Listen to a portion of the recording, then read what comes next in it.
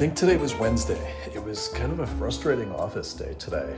Working on the E36 M3, we don't do a lot of those. So as I kind of built the services based on the inspection results for that car per customer request, I imported E46 or E39 jobs and modified them the best I knew at the time to be applicable to the E36 M3. And I did, well, an okay job, but there were missing clips and missing fasteners, and I ordered two lefts instead of a left and a right, and there's been all these mistakes that I've had to go through and correct at my expense and my time for the last week or so that Alan's been digging in this car pretty deeply.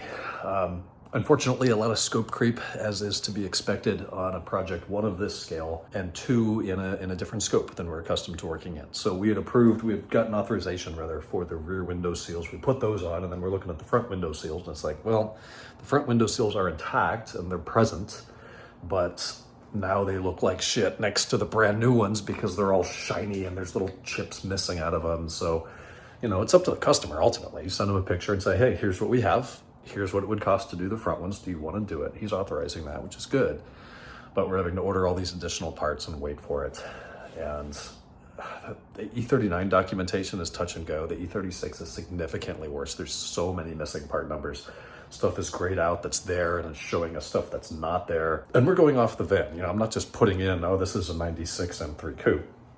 No, it's off the VIN, but just the technical documentation as it existed in the early to mid, even to the late 90s is questionable at best. So we're doing what we can, getting the parts that still exist, and the stuff that's available for that car is totally whack. Like, there's 7 upper B-pillar trims left, and then 1,500 diffusers, and you'd expect those to be damaged more, but they're just plastic and interior parts. Everything in that car is 1970s Cessna, just thin, lightweight, low-grade, budget aftermarket plastic. But we're able to get some of those things. So they're on the way right now. Alan's making great progress. A lot of the exterior kind of door, window, weather stripping stuff is done.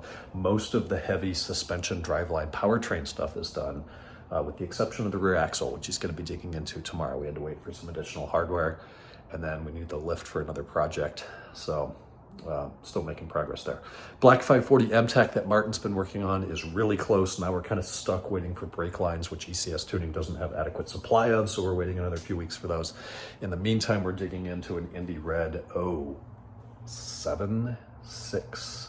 It's an 06 M6 Coupe for manual transmission conversion, rod bearings, high pressure valves, hose, motor mounts. The usual suspects on that car. So that just got started at the end of the day today. We are several days behind schedule due to scope creep, due to parts lack of availability. It's very, very frustrating to try to communicate this with the customer. And ultimately, I feel awful about it because they get an appointment with me in December for February. They show up in February and it's like, well, the 3 projects ahead of you all suffered from these delays. So it's first come, first serve. I've got to get these people done and delivered before we can dig into the next stuff, or as close to delivered as possible until we run into a massive parts delay.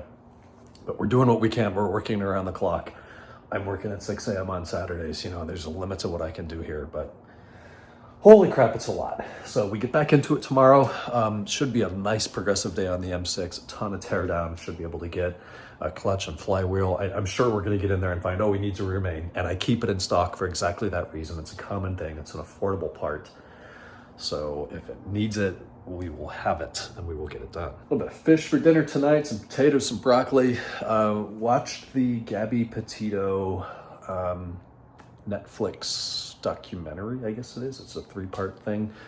That was one of the news stories that captivated my attention back about 4 years ago. It was just fascinating. It's this vlogging couple out in the American West exploring and starting making a YouTube channel, and it was like, I kind of resonated with that. So I follow that pretty closely, and I remember saying to Larissa, like, we're gonna watch this on Netflix someday. And sure enough, 4 years later, we just finished it.